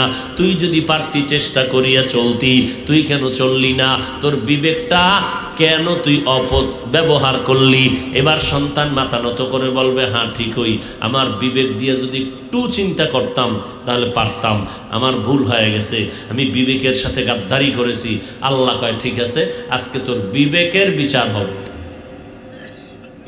ইন্না সামআ ওয়াল বাসারা ওয়াল ফুআদ কুল্লু উলাইকা কানা আনহু মাসউলা। বিবেকের বিচার হবে। তখন সন্তান বলবে, আল্লাহ আমার একটা আবদার। কি? আমাকে যেই পরিমাণ শাস্তি দিবা আমার মা বাবা মুরব্বীদেরকেও তার ডবল শাস্তি দেওয়া লাগবে। সূরা আহজাব ৬৭ নম্বর আয়াত। রব্বানা আতিহিম যিফাইনি মিনাল আযাব ওয়ালআনহুম লা'নান কাবীরা। আর একজনের ফলা খারাপ, নিজেরটার খবর নিছেন নি একদিনও? মা যদি চিন্তা করতেন সন্তান সকাল ৮টায় স্কুলে গেল, ২টায় চলে আসবে, ১২টায় চলে আসবে, ১২:৩০ হলে কেন আধা ঘন্টা ছিলি কই? আম্মাজান যদি হিসাব নিতেন, কোন মা বাবার সন্তান পার্কে গিয়ে আড্ডা করে গুনাহ করতে পারত না। মায় খবর নেওয়ার টাইম আছে, মায়ও তো আর এক পার্কে দৌড়ায়, আব্বাজান আর একদিকে দৌড়ায়। শহরে বাজারে দেখো নারীদের ঢল, পর্দাবিহীন তারা করে ঝলমল, অন্যকে তার দিকে আশেক বানায়, দেশটায় আজি ধ্বংস নারীর বেপরদায়, সবার মুখে কি আওয়াজ হায় হায় হায়। আব্বাজান যদি কয় মেয়ের, এই মেয়েটা ওড়নাটা একটু সুন্দর করে পর, মাইয়ে যদি ৯০-এর উপরে মেজাজ দিয়ে কয় পারবো না, বাবার অধিকার নাই চাপ দিলে, চাপ দেওয়ার কোন অধিকার নাই, দিলেই ভিডা। কার ভিডা? মাইয়ার না বাবা? মেয়ে পড়বে না ওড়না, চাপ দিলি কেন? এর নাম দুনিয়া। কোন দুনিয়া আছেন এবার টের পাইছেন নি? কঠিন এক হালাত। আরো কত কিছু দেখবেন কিয়ামতের আগে, মরার আগে আরো কত কিছু দেখবেন। সোনার বাংলায় মেয়েটাকে হোটেলের মধ্যে ঢুকাইয়া বাবা কয়, তুই আজকের জন্য আমার স্ত্রীর মতো। আরো জোরে বলেন। এরে নবীর উম্মতের দল, এই জন্য পাগড়ি কষাইয়া দিলেন, জিকির করলেন, তাবলিগ করলেন, পীরের কাছে গেলেন, ভিআইপি প্যাকেজে টাকা ব্যয় করে হজ করলেন, মাইয়া ভোলাডি ঠিক করলেন, একটু চিন্তা করলেন না অমুক ইমাম সাহেব পাগড়ি বাঁধে না, দোষ বলেন দোকানে চা টানেন, আর দোষ বলেন নিজের ছেলেটার কি হালাত, নিজের মেয়েটা কেমন মানুষ বানাইলেন। ও আল্লাহর বান্দা, এই জন্য আল্লাহ পাক বলেন ৪ গুণালা মানুষ জান্নাতে যাবে। ১ নম্বর ঈমান, ২ নম্বরে নেক আমল। ঈমানের মধ্যে শিরিকের গন্ধ থাকা যাবে না, আমলের মধ্যে বেদাতের গন্ধ থাকা যাবে না, আল্লাহর হুকুম মতো চলবা, মদিনাওয়ালার তরিকায় আমল করবা। এই ২টা গুণ যখন হলো, এখন তোমার দায়িত্ব ৩ নাম্বার, আমি নামাজ পড়ি পর্দা করি তাতে হবে না, আমার মাইয়াটা পর্দা করে কিনা আমাকে দাওয়াত দিতে হবে। এরে মাইয়া, এ কলিজার টুকরা কন্যা, পর্দা কর। আমার নবীর ইন্তেকালের ৬ মাস আগে আমার নবী ফাতেমা কলিজার টুকরা ডেকে বলেন, ইয়া ফাতেমা তু আনকিজি নফসাকি মিনান নার। ও ফাতেমা, কবরে যাওয়ার আগে জাহান্নাম থেকে তুমি নিজেরে বাঁচাইয়া কবরে যাও। ও পর্দার আড়ালের আম্মা জানেরা আসেনি? এরে আম্মা জান, আপনারা নবীদের মা, সাহাবায়ে কেরামের মা, আউলিয়ায়ে কেরামের মা, আপনারা আয়েশা রাদিয়াল্লাহু আনহার মতো নারী, ফাতেমা রাদিয়াল্লাহু আনহার মতো নারী, খাদিজা রাদিয়াল্লাহু আনহার মতো নারী, আপনাদের এত সম্মান, আল্লাহ তাআলা এত মর্যাদা আপনাদের দান করলেন। আপনারা ঘরের মধ্যে থাকবেন, আল্লাহর এক বান্দি নবীর ঘরে গিয়া হাজির হয়ে গেলেন। আমার নবী সামনে, বিবি পেছনে আছেন, আম্মাজান বসা। ওই মহিলা প্রশ্ন করলেন, আম্মাজান, পুরুষেরা জুমার নামাজে গিয়ে কত সওয়াব পায়, জানাজায় গিয়ে কত সওয়াব, ঈদের নামাজে সওয়াব, জিহাদের ময়দানে সওয়াব, আমরা নারীরা এত সওয়াব তো কামাই করতে পারি না, নবীর থেকে একটু জানবেন না আমাদের উপায় কি হবে? হবে। আল্লাহর নবীকে বলা মাত্র নবী বললেন, ও বিবি জানায় দাও সারা দুনিয়ার নারীদের জন্য আইন হয়ে গেল। এরে দুনিয়ার নারী ও পর্দার আড়ালের মা বোনেরা, ঘরের মধ্যে থাকবা, 5 বেলার নামাজ ঘরের ভেতরে নির্জন নিরিবিল জায়গায় পড়বা, স্বামীর মাল হেফাজত করবা, কারণ স্বামীর মাল এটা স্বামীর না। স্বামী মরে গেলে আম্মা জানেই সম্পদ তোমার, সম্পদ তোমার সন্তানের। ও সন্তানেরা, আজকে বাবার পকেটের টাকা চুরি কইরা মোবাইল কিনো, বাবার টাকা চুরি কইরা মোবাইলে এমবি ঢুকাও। ভালো করে লেখা রাখ, বাবার পকেটের টাকা যদি চুরি করো, ওই টাকার মালিক তো আসলে তুই। তোর বাবা এত 3 বেলা ঠিক মতো খাইতে পারে না, কষ্ট করে শুধু সন্তানের জন্য, স্ত্রীর জন্য। এই যে সাগরের মধ্যে দৌড়ায়, স্ত্রীর থেকে বিদায় নিয়ে যায়, বিবি বিদায় দাও, আর হয়তো ফিরে আসতে না পারি। কত মানুষ যেই সাগরে নিয়ে গেল, বিদায় হয়ে গেল, আর ফিরে আসে নাই। এত কষ্ট করে কি জন্য? নিজে খাইবে, এই জন্য কোনো বাবা কষ্ট করে না। বরং স্ত্রী মনের থেকে কয়, স্বামী আমার তুমি কক্সবাজারে যাও, টেকনাফ যাও, আমার জন্য এই জিনিসটা নিয়ে আইসো। একবারও স্ত্রী জিগাইল না স্বামী তোমার পকেটে টাকা আসেনি। স্বামী বেচারাও জ্ঞানীর পরিচয় দিয়া কিছু কয় না। বাজারে যাইয়া পকেটে হাত দিয়ে দেখে টাকা নাই। স্ত্রীর মনের আশাটা কেমনে পূরণ করি? বাজারের এ মাথা থেকে সে মাথায় বন্ধুরে টেলিফোন করে, আমার 1000 টাকা ধার দিবিনি, আমি টলারে মাছ দইরা ইসা আবার তোর টাকা দিয়া দিও। বন্ধু কয় না না, দেওয়া যাবে না। আবার আর এক বন্ধুর কাছে গেল, এইবার 1000 না, কারো থেকে খুঁজা খুঁজা লজ্জা শরম ফালাইয়া 200-300 টাকা ধার নিয়া এরপরে স্ত্রীর মনের আশা পূরণ করলো। আর সেই স্ত্রী যদি স্বামীর খেদমত না করে, মদিনার নবী বলে, ও দুনিয়ার নারীরা স্বামীর খেদমত করো। স্বামীর খেদমত মানি ঘরে আসছে সালাম দাও, আর 5 বেলার নামাজ পড়ো। সন্তানগুলোরে তুমি আদর্শওয়ালা বানাও, ঘরের মধ্যে নামাজ পড়বা, স্বামীর মাল হেফাজত করবা, সন্তানগুলো মানুষের মতো মানুষ বানাইবা। মদিনার নবী বলে, পুরুষেরা মুজুমায় গিয়া, ঈদগায় গিয়া, জানাজায় গিয়া যেই পরিমাণ সওয়াব পায়, আমার আল্লাহ মহিলাদেরকে ঘরের মধ্যে সেই সওয়াব দান করবে। আতিনা ফি দারে দুনিয়া না হাসান, আতিনা ফি দারে উকবা না হাসান, ইয়া গিয়াসাল মুস্তাগীসিন হদিনা লফতিখারা বিল উলুমে ওয়াল গিনা। হর গোরি দেনে কো তু তৈয়ার হ্যায়, ঝুনা মঙ্গে উসসে তু বেজার হ্যায়। ও আল্লাহর বান্দারা, সন্তানকে বাঁচাও, জাহান্নাম থেকে বাঁচাও। নিজে ঈমান আমল ঠিক করলে হবে না, সন্তানকে ঈমান আমলওয়ালা বানাও। নিজে কোরআন পড়লেই হবে না, সন্তানকে কোরআন পড়নেওয়ালা বানাও। সন্তান ডাক্তার হবে, আলহামদুলিল্লাহ। ইঞ্জিনিয়ার বানাবেন, আলহামদুলিল্লাহ। প্রফেসর বানাবেন, আলহামদুলিল্লাহ। বড় একজন ডাক্তার বানাবেন, সাংবাদিক বানাবেন, ধন্যবাদ। তবে আমার মাওলার কোরআনটা তার সিনার মধ্যে দিয়া দাও। ওই সন্তান ডাক্তার হইয়াও মা বাবার জন্য কবরের কিনারায় গিয়া কোরআন পড়ে দোয়া করবে। সন্তানের দোয়া বড় দাম হবে তখন মা বাবার কবরের কিনারায় গিয়া। এরে সন্তানের মা বাপ, এই জন্য আল্লাহ পাক বললেন, শুধু ঈমান আর আমল তোমার আছে, এরপরও জান্নাত। প্রস্তুতি না, যদি তোমার দায়িত্ব আরো 2টা পালন না করো। নিজে নামাজ পড়েন, সন্তান পড়ে না, কেন পড়ে না তারে বাধা দিতে হবে। আপনি গান শুনেন না, সন্তান শুনে, বাধা দিতে হবে। গান শোনা হারাম। ও সন্তান, কোরআন তেলাওয়াত শুনো, ওলামায়ে কেরামের বয়ান শুনো, দিলটা নরম হয়ে যাবে। মদিনাতুল মুনাওয়ারা, মক্কাতুল মুকাররমার ইমাম সাহেবদের তেলাওয়াত শুনো, কলিজা ঠান্ডা হয়ে যাবে, চোখে পানি আসবে। কেন তুমি গানের ক্যাসেট লাগাও? কান কেন নষ্ট করেছো? এইভাবে মা বাবার দায়িত্ব দাওয়াত দাও। খলিফাতুল মুসলিমিন গরম সাহাবী ওমরে ফারুক খেলাফতের মসনদে বসে আছেন।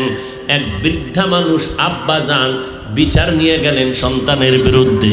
খলিফাতুল মুসলিমিন, আমার সন্তানের বিরুদ্ধে নালিশ দিতে আসলাম। কি নালিশ?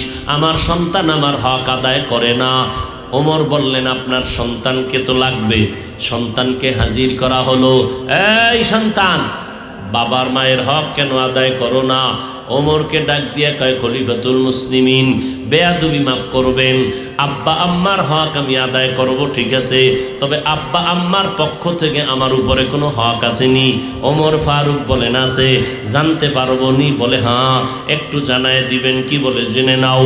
1 নাম্বার, এই আব্বা জান, তুমি যদি ভালো সন্তান দুনিয়াতে চাও, 1 নাম্বার দায়িত্ব, ভালো মা ঘরের মধ্যে ঢুকাও।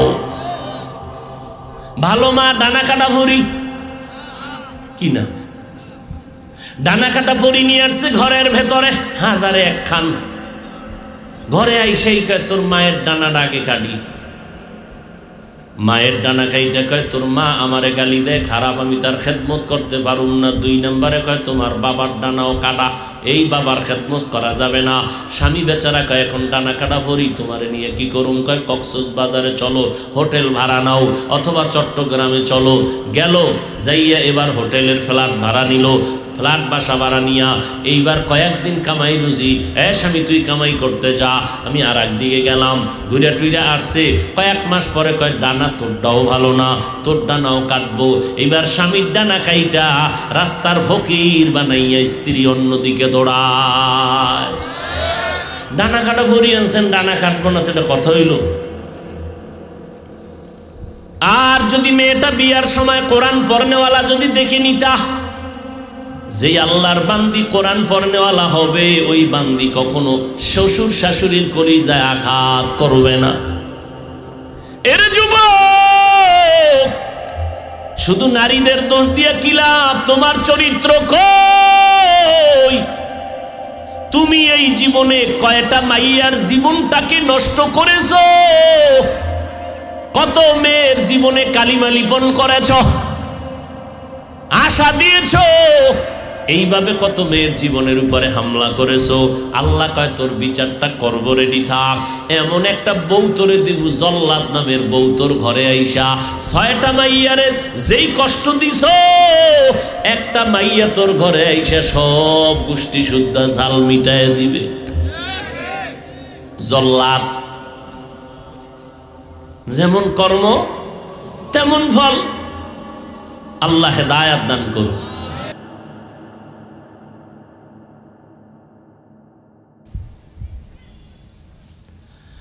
এরে নবীর উম্মতের দল, আল্লাহর মোহাব্বত নিয়ে বলতেছি, স্কুলে পড়ো, কলেজে পড়ো, নবীর তরিকা মতে 5 বেলার নামাজ পড়িও, মা বাবার দোয়া নিয়ে চলিও, ওলামায়ে কেরামের পরামর্শ নিয়ে চলিও।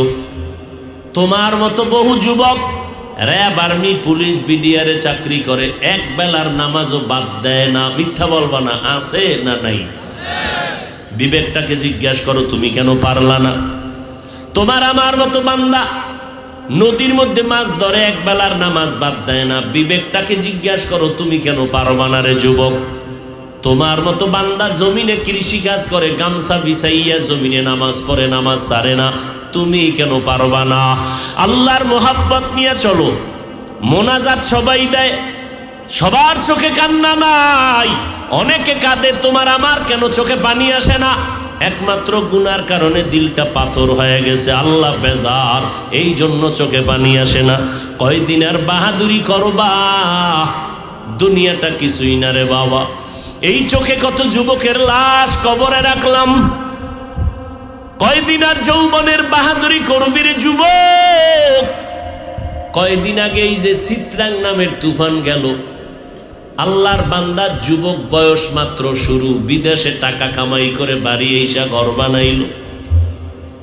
আল্লাহ ঘরে ঢুকতে দেয় না, এত সুন্দর ঘর, বিল্ডিং, মাত্র 2-1 দিন পরে বিল্ডিং এ ঢুকবে সন্তান নিয়ে, আনন্দ। তুফানের রাতের বেলা ঘরের দূরে একটু টিনের ঘরে গিয়া রাত্রি যাপনের জন্য একটা খাটের উপরে ঘুমায় গেল। আল্লাহর বান্দা, স্ত্রী, কন্যা, সন্তান, হঠাৎ বিশাল বড় একটা গাছ শিকড় শুদ্ধ উপরাইয়া গিয়া ঘরের উপরে পড়ল। পড়িয়া তিনজনার বুকের চাপ লাগলো, তিনজন জাগায় নাই। এলাকার লোক আইসা চোখের পানি ফেলে আর বিল্ডিং এর দিকে তাকাই আফসোস করে, এই কি মালিকের কুদরত।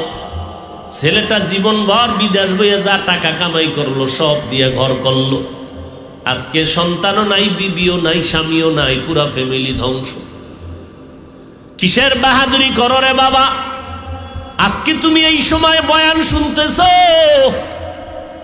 জানা নাই আগামীকাল এই টাইমে হতে পারো তুমি হসপিটালের রোগী।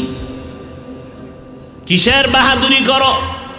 রাতের বেলা ঘুমায় যাইবা, সকাল বেলা হতে পারে কোনো মসজিদের মাইকে আওয়াজ হবে, গতকাল বান্দা ওয়াজ শুনছে, সকাল বেলা মরা কবরের বাসিন্দা হয়ে গেছে।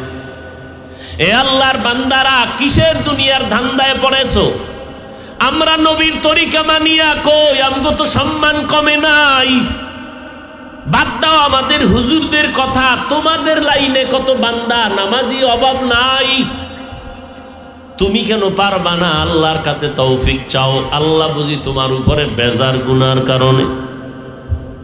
মা বাবার দোয়া নিয়ে চলবা, পিছনের গুনার থেকে খাঁটি অন্তরে তওবা করো, মনে মনে আল্লাহকে বলতে থাকো, আল্লাহ এই ময়দানে আমার মতো গুনাহগার কেউ নাই।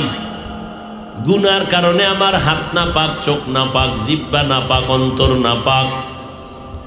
এই গুনাহ নিয়ে কবরে গেলে আমার উপায় নাই। ও আল্লাহ, আমি গুনাহ নিয়ে কবরে যেতে চাই না। আমি পেছনের গুনার থেকে শয়তানের ধোকায় পড়ে গুনাহ করেছি, তওবার নিয়ত করলাম। মরিয়া গেলে যাব, হায়াতের মালিক আল্লাহ, ইজ্জতের মালিক আল্লাহ, রিজিকের মালিক আল্লাহ। মরে গেল আর নামাজ ছাড়বো না, বেপরদায় চলবো না, মা বাবাকে কষ্ট দিব না, ওলামায়ে কেরামের বিরোধিতা করব না, নবীর তরিকা মেনে চলবো, 5 বেলার নামাজ পড়বো, আল্লাহর মোহাব্বত নিয়ে নবীর তরিকায় চলবো। দেশের বিরুদ্ধে, জাতির বিরুদ্ধে কোনো ষড়যন্ত্রে লিপ্ত হব না। ও আল্লাহর বান্দা, তুমি আমি কে? সাহাবায়ে কেরামের কথা তো শুরুতেই বলেছিলাম, যারা জান্নাতের টিকিট পাওয়ার পর আবু বকরের মতো বান্দা আল্লাহর ভয়ে, জাহান্নামের ভয়ে নামাজে দাঁড়ায় রাতের বেলা কান্না করেন। ওমরের মতো বান্দা জান্নাতের টিকিট পাওয়ার পরেও কান্না করেন। তারা যদি কাঁদেন, তোমার আমার কি পরিমাণ কান্না করা উচিত? অথচ কপাল বুঝি খারাপ, তোমার আমার ডানে বামে কত মানুষ মোনাজাতে কান্না করে, তোমার চোখে পানি আসে না। ও আল্লাহর বান্দা, আজকে এক ফোঁটা চোখের পানি ফেলো, এর বিনিময়ে আল্লাহ দয়া করে জাহান্নামের আগুন হারাম করে দিবেন। আর না হয় গুনাহ নিয়ে যদি কবরে যাও, ওই কবরে যাওয়ার পর সাদা কাফনের প্যাকেটটা যেদিন হয়ে যাব, কে আলেম, কে বক্তা, কে শ্রোতা, কে ইমাম, কে মুক্তাদি, কে ডাক্তার, কে রোগী, কোনো ভেদাভেদ নাই। সবার কাফন সাদা 3 খান কাপড় দিয়া প্যাকেট বানাইয়া যখন কবরে নিয়ে যাবে, আমার বক্তাগিরি তখন শেষ হয়ে যাবে, আমার আলেমগিরি ধ্বংস হয়ে যাবে। ওই কবরে যাওয়ার পরে আলেম বলিয়া ফেরেশতারা একটু ছাড় দেবে না। প্রশ্ন আমাকেও যেমন করবে 3টা, তোমাদেরকেও 3টা প্রশ্ন করবে রে যুবক। হিন্দুদেরকেও যেই প্রশ্ন, মুসলমানেরও একই প্রশ্ন। রবের পরিচয় দাও, ধর্মের পরিচয় দাও, রাহমাতুল লিল আলামিনের পরিচয় দাও। নবী বলেন, এই 3টা প্রশ্নের জবাব যারা দিবে তাদের কবর হবে রওজাতুম মির রিয়াজিল জান্নাহ। আর যারা জবাব দিতে পারবে না, তাদের কবর হবে হুফরাতুম মিন হুফারিন নার। নবী বলেন, কারা জবাব দিতে পারবে? যারা দুনিয়াতে রবের গোলামি করবে, তারা কবরে গিয়া জবাব দিবে রব্বি আল্লাহ, আমার রব একমাত্র আমার আল্লাহ। আর যারা দুনিয়াতে ইসলাম মেনে চলবে, কবরে গিয়া জবাব দিবে দ্বীনি আল ইসলাম। যারা দুনিয়াতে আমার নবীর সুন্নতের আমল করিয়া যাবে, আঙ্গুলের নখগুলো কেমনে রাখবেন সেখানেও নবীর সুন্নত যারা মানবে, মাথার চুলগুলো কেমনে রাখবেন সেখানেও নবীর সুন্নত যারা মানবে, জুতা 2টা কেমনে পায়ে পরবেন সেখানেও নবীর সুন্নত যারা মানবে, বাথরুমে ঢুকবেন কিভাবে, বের হবেন কিভাবে সেখানেও নবীর সুন্নত, জামাটা খুলবেন কিভাবে, শরীরের মধ্যে পরবেন কিভাবে সেখানেও নবীর সুন্নত, মানুষের সাথে কথা কেমনে বলবেন সেখানেও নবীর সুন্নত যারা মানবে, কবরের মধ্যে একটা রাস্তা বানাইয়া আমার নবীরে দেখাইয়া ফেরেশতারা বলবে চির চিনোনি এই ব্যক্তিটাকে। আর যারা নবীর আশিক এরা দেখা মাত্র চিনে ফেলবে, ইনি তো আমার মায়ার নবী। যেই নবীর না দেখে টুপি পরলাম, দাড়ি রাখলাম, নামাজ পড়লাম, আমার আল্লাহর নবী বলেন সাথে সাথে আমার আল্লাহ গায়বী আওয়াজ দিয়ে বলবেন, ফেরেশতা আমার বান্দাটারে আর কষ্ট দিও না, দুনিয়াতে কষ্ট কম করে নাই, এখন আর দেরি করবা না। আমার বান্দা কত কষ্ট করিয়া জীবন কাটাইলো, এখন দেরি না করে কবরে বেহেশতের বিছানাটা দিয়া দাও। 3.5 হাত কবর, বিশাল একটা ঘর বানাও, জান্নাতের সাথে রাস্তা বানায় দাও। আমার আশেক বান্দা এবার জান্নাতের বিছানায় আরামে ঘুমাবে, কেউ যেন ডিস্টার্ব না করে, কিয়ামত পর্যন্ত ঘুমাবে। ফেরেশতা একদল পাহারা দিবে। আল্লাহর নবী বড় আফসোস করে বলেন, ও দুনিয়ার উম্মতেরা, ওই কবরে যারা নেক আমল করবে না, রবের গোলামি করবে না, ইসলাম মানবে না, সুন্নতের আমল করবে না, নিজেও নামাজ পড়ে না, যারা পড়ে তাদেরকেও পছন্দ করে না, এরকম কপাল পোড়া সমাজে একদল আছে, নিজেও দাড়ি রাখে না, অন্যেরা রাখলে পছন্দ করে না, নিজেও পাগড়ি পরে না, অন্যেরা পরে তাও পছন্দ করে না, নিজেও হালাল খায় না, যারা হালালভাবে ব্যবসা করে পছন্দ করে না, নিজেও পর্দা করে না, যারা পর্দা করে তাদেরকেও পছন্দ করে না। এরা যখন সাদা কাফনের মধ্যে ডুববে, ওই সময় তার খবর শুরু হয়ে যাবে। কবরের মধ্যে রাখিয়া সবাই যখন চলে যাবে, প্রশ্ন সেই 3টা, আগের 3টা, রবের পরিচয় দাও, ধর্মের পরিচয় দাও, রাহমাতুল লিল আলামিনের পরিচয় দাও। যখন প্রশ্ন করবে, নবী বলেন গুনাহগারেরা তওবা না করিয়া যদি কবরে যায়, বেনামাজি হইয়া যদি কবরে যায়, বলবে হা হা লা আদরি, আমি কিছুই জানি না, কিছুই জানি না, কিছুই জানি না। আমার নবী বলেন সাথে সাথে আমার আল্লাহ রাগান্বিত আওয়াজ দিয়া কুদরতিভাবে বলবে, এরে কবরের ফেরেশতা, এই নাফরমানকে আর জিজ্ঞাসার সুযোগ দিও না, আমি দুনিয়াতে কম সময় দেই নাই, আমার দেওয়া পানি, বাতাস, সূর্যের আলো, চাঁদের আলো, জমিনের ফসল, গাছের ফল খাইলো, এত বড় নিমক হারাম, একবারও আলহামদুলিল্লাহ বলে নাই, নবীর তরিকা মানে নাই। এই ওলামায়ে কেরামরা পায়ে ধরে ধরে নামাজের পথে ডাকতো, একবেলার নামাজও পড়ে নাই, এখন আর সময় নাই, জাহান্নামের বিছানাটা কবরের মধ্যে বিছায় দাও, জাহান্নামের সাথে রাস্তা খুলে দাও। একটা না, দুইটা না, 70 থেকে 99টা সাপ আমার আল্লাহ গায়বী আওয়াজ দিয়া রাগান্বিত হইয়া সর্বশেষ কবরের মাটিকে ডেকে বলবে, রে কবরের মাটি, এই গুনাহগারকে 2 পার্শ্ব থেকে জোরে জোরে চাপ দাও। এত জোরে চাপ দিবে পাঁজরের হাড় চুরমার হয়ে যাবে। ও আল্লাহর বান্দারা, একটা মশার কামড় সইতে পারি না, ওই কবরে গুনাহ নিয়ে গেলে কেমনে মাটির চাপ সহ্য করবা? আল্লাহর কোরআনকে মিথ্যা মনে করিও না, নবীর কথাকে মিথ্যা মনে করিও না, বরং আল্লাহর কাছে তওবা করো রে বাবা। লক্ষ লক্ষ নবীরা মিথ্যাবাদী হতে পারেন না, লক্ষ লক্ষ সাহাবায়ে কেরাম মিথ্যা বলতে পারেন না, কোটি কোটি ওলামায়ে আহলে হকরা মিথ্যা বলতে পারেন না। অতএব গুনাহ থেকে বাঁচো, আল্লাহর কাছে তওবা করে সময়টাকে কাজে লাগায় বলো, আল্লাহ মরিয়া গেলে যাব আর নামাজ ছাড়বো না, বেপরদায় চলবো না, মা বাবার সাথে বেয়াদবি করবো না, ওলামায়ে কেরামের বিরুদ্ধে যাব না, গুনাহ নিয়ে কবরে যাব না। তওবা করার যদি নিয়ত হয়, অন্তরে যদি কোনো দুর্বলতা না থাকে, মুনাফিকি না থাকে, আল্লাহর মোহাব্বতে, নবীর মোহাব্বতে তওবা করার যাদের অন্তরে নিয়ত খাঁটিভাবে আছে, তাদেরকে অনুরোধ করে বলবো, আমার আল্লাহর মোহাব্বতে তওবার নিয়তে 2টো হাত উঁচু করে আল্লাহকে দেখায় দেন, আয় আল্লাহ আমাদের হাতগুলো কবুল করে নেন। আয় আল্লাহ, যারা খাঁটি তওবার নিয়ত করেছেন কবুল করে নেন, তওবার উপরে মজবুত হইয়া চলার তৌফিক দান করেন, আমিন। ওয়াল আসর ইন্নাল ইনসানা লাফি খুসর ইল্লাল্লাযীনা আমানু ওয়া আমিলুস সালিহাত ওয়া তাওয়াসাউ বিল হক ওয়া তাওয়াসাউ বিস সবর। আল্লাহ তাআলার কাছে খাঁটি অন্তরে তওবা। আজকে থেকে আর কখনো নামাজ আমরা বাদ দিব